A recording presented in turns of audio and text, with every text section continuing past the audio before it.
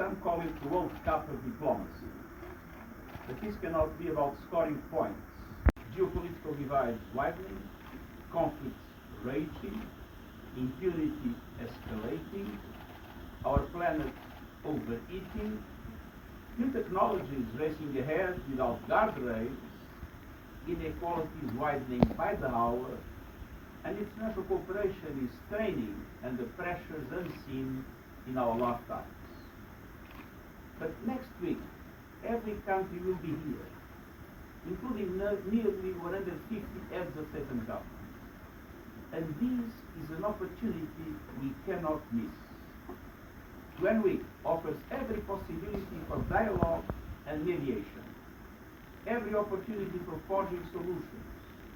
Thousands of leaders' meetings will take place, and I will hold over 150 bilateral meetings myself, and I will use every one of them to press leaders to contact each other from the outside looking in. Let this be a week of solutions for peace in Gaza, Ukraine, Sudan, and beyond, and for a pathway for a just, lasting peace in the Middle East based on a two-state solution. For climate, with countries stepping up with ambitious new national climate action plans that keep 1.5 degree limit alive. For responsible innovation, as we launch the global dialogue on AI governance to put humanity at the center of technological change with every country at the table. For imminent goals and concrete plans for equality as we mark the 30th anniversary of the landmark Beijing Conference. For financing development at the first of its kind biennial summit, bringing together leaders of international financial institutions and heads of state, and focus on implementing commitments on financing the Sustainable Development Goals. For a stronger, united nation. Well, as I've said time and time again in these and different similar circumstances, it is not in the attributions of the Secretary General to do the legal determination of genocide.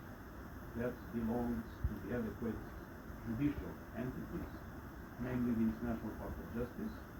And let us be aware that at the present moment, the International Court of Justice is dealing with a case whose name is Application of the Convention on the Prevention and Punishment of the Crime of Genocide in the Gaza Strip. Now, the fact that I have not the competence to do the determination of the